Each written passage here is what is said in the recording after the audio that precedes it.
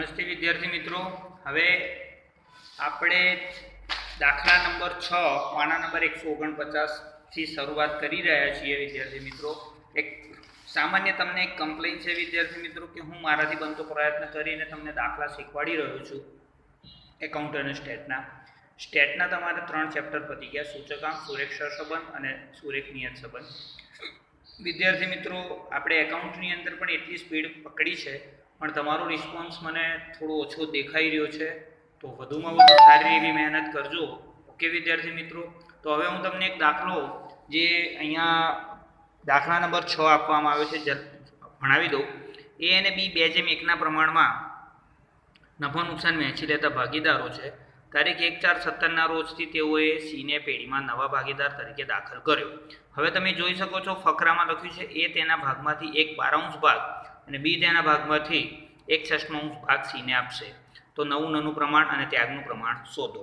તમારે વિદ્યાર્થી મિત્રો દાખલો આવી રીતે ગણવાનો છે. વિગત એ, બી અને સી. જૂનું પ્રમાણમાં 2:1 જ હતા, આ વખતે સી નહોતો.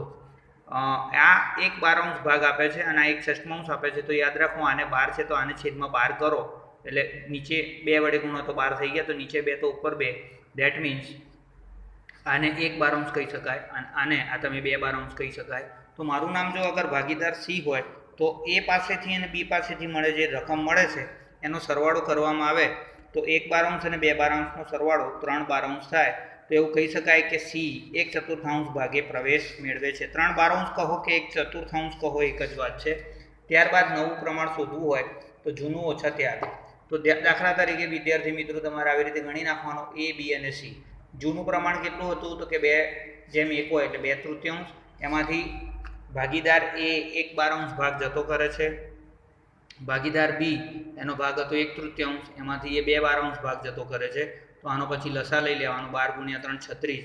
પછી ચોકડી ગુણાકાર કરવાનો વિદ્યાર્થી મિત્રો. 12 × 2 24 અને 24માંથી 3 × 3 જાય, 24માંથી 3 જશે તો 21.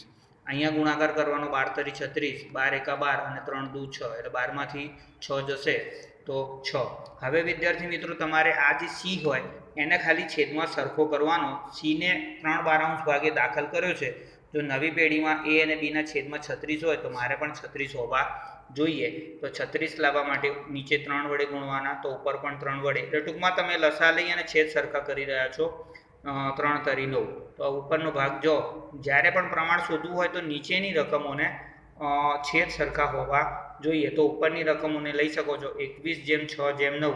પછી તરત જ તમારે વિચારવાનું કે ત્રણેય રકમ કોઈ એક ઘડિયામાં હોય છે, જેમ કે 3. તો 3 × 21, 3 × 2 6, 3 × 9. તો તમારું નવું નનું પ્રમાણ 7/2/3 થયું. વિદ્યાર્થી મિત્રો બોલો રેડી. હવે આપણે 7મા નંબરનો દાખલો જોઈએ. વિદ્યાર્થી મિત્રો, 7મા નંબરનો દાખલો એવો આપવામાં આવ્યો છે: એ, બી અને સી એક પેઢીના ભાગીદાર છે. તેમનું નફા નુકસાનની વહેંચણીનું પ્રમાણ 1/2, 3/10 અને 1/5 છે. તેઓ ડીને ભાગીદાર તરીકે 1/6 ભાગે દાખલ કરે છે. સી તેનો ભાગ ડીના પ્રવેશ બાદ પણ જાળવી રાખશે. એટલે એવો અર્થ થયો કે નવી પેઢીમાં સી પોતાનો ભાગ જાળવી રાખવા માંગે છે, એ કોઈ ત્યાગ કરવા માંગતો નથી. ધ્યાનથી દેખજો છોકરાઓ, આ 1/2 એટલે કે 1/2 જેમ 3/2 જેમ 1/5. આ કદી આનું નાનું પ્રમાણ બની શકે નહીં. તો આના માટે એક કામ ના કરી શકાય, ત્રણેયને છેદ સરખા કરો તો જ તમે એનું નાનું પ્રમાણ બોલી શકો. તો આ અહીંયા લસા લઈશું તો બધાના નીચે 10 લાવી દઈએ છોકરાઓ. તો આને ઉપર નીચે 5 વડે ગુણો તો જવાબ થઈ જશે. આને તો ઓલરેડી 10 છે જ, આને પણ ઉપર નીચે 2 વડે ગુણી નાખીએ. તો એનો અર્થ એ કે નવું નાનું પ્રમાણ થયું, જૂનું નાનું પ્રમાણ 5 × 5 3 અને 2 આ અમારું પ્રમાણ થયું. એનો અર્થ એ કે 5/3/2 તમે કહી શકો. આ જૂનું નાનું પ્રમાણ. હવે વિદ્યાર્થી મિત્રો ડીને પ્રવેશ આપો છો. નવું નાનું પ્રમાણ શોધવું હોય તો હું આનું એક સ્ટેપ સમજાવું તમને.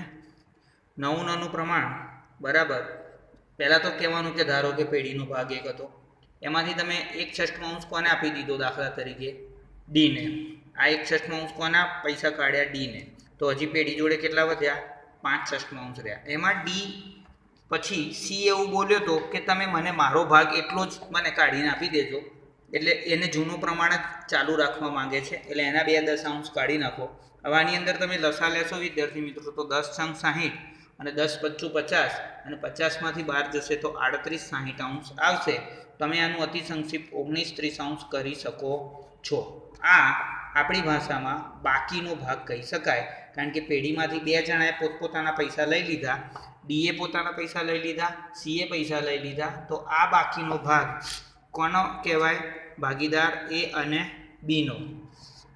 તો નવું પ્રમાણ શોધવું હોય તો એ, બી, સી અને ડી એનું જૂનું પ્રમાણ કેટલું? તો વિદ્યાર્થી મિત્રો શાંતિથી સમજો. આમ 5:3:2 હતું, એમાં સીને તો આપણે એને ભાગ પોતાનો લઈ લીધો, ડીને આપણે પેઢીમાંથી ભાગ આપીશું.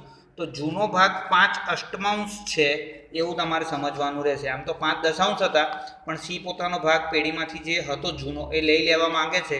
તો હવે બાકીનો ભાગ આ બે જ ભાગીદાર રહ્યા, આ એ અને બી. તો 5/8 લખવાના અને ગુણ્યા આપણી જે બાકીનો ભાગ હમણાં જ શોધ્યો 19 30 આનો ભાગ ગણીએ તો 3/8 ગુણ્યા 19 30. ધ્યાનથી સાંભળજો, સી પોતાનો ભાગ જાળવી રાખવા માંગે છે એટલે એને અત્યારે 2 લખજો, અને આ ભાઈને 1/6 ભાગે દાખલ કર્યા હતા એ રીતે.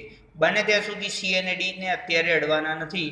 નવું પ્રમાણ વખતે ચારેય ભાગીદારોનું હોવું જોઈએ. પહેલાં એ બીનું કરી દો એટલે તમને ઇઝીલી જવાબ આવડી જશે. અહીંયા તમે ગુણાકાર કરશો તો 8 ગુણ્યા 30 240 થશે, અને 19 5 95 થશે. અહીંયા આગળ 19 30 57 અને 30 ગુણ્યા 8 240 થશે.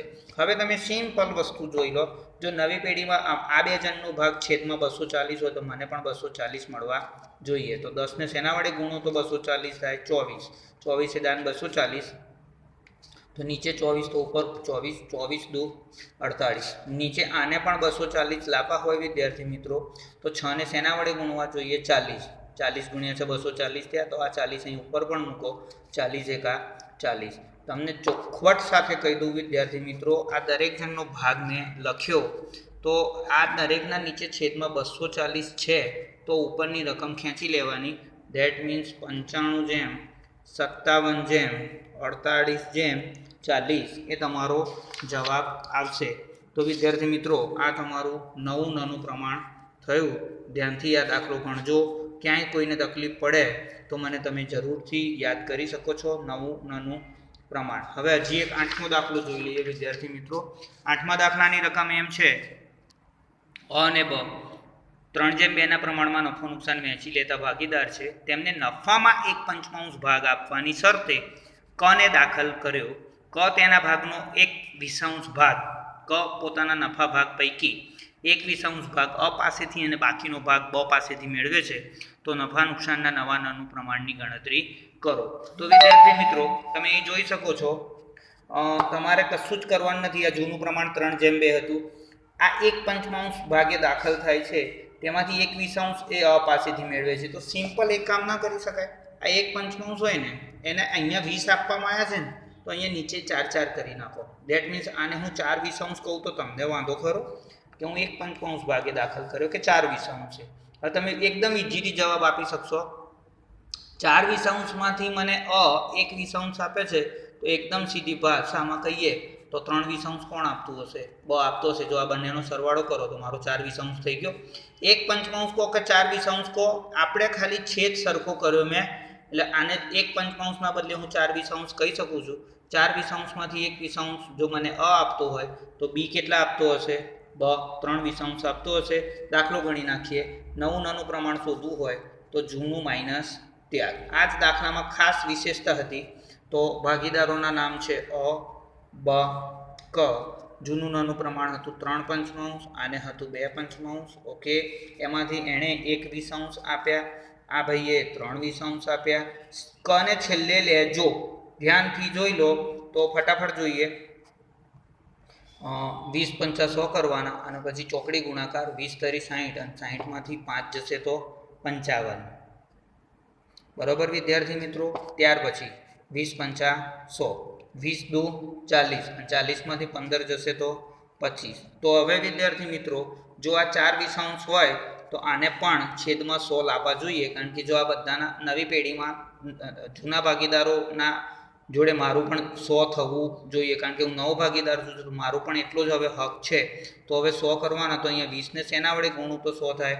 તો તમે જોઈ શકશો 20 પંચા 100, તો નીચે 5 ઉપર 5, 4 પંચા 20. હવે ઉપરની રકમ તમે જોઈ શકો છો કે ઉપરની રકમો તમે ક્યારે લઈ શકો, કારણ કે છેદ સરખા છે ત્યારે. તો 55/25/20. હવે આ ત્રણેય રકમને 5 વડે ભાગી શકાય છે, તમે ધ્યાનથી જોઈ શકો છો. 5 × 11, 5 × 5 અને 5 ચોક 20, એટલે કે નવું પ્રમાણ 11/5/4 મળ્યું. બોલો વિદ્યાર્થી મિત્રો, રેડી? હવે એક છેલ્લો દાખલો ગણીએ અને આજે આપણે આ લેક્ચરને પૂર્ણાહુતિ આપીએ છીએ. એવું હોય તો વિદ્યાર્થી મિત્રો આજે આપણે આટલું રાખીએ. આવતીકાલે હજી વધુ સરસ મળીશું. તમારે આ દાખલાઓની પ્રેક્ટિસ કરવી જોઈએ. ક્યાંય તકલીફ પડે તો મને ચોક્કસ પૂછી શકો છો. વધુ સારી મહેનત કરજો. All the best. Thank you.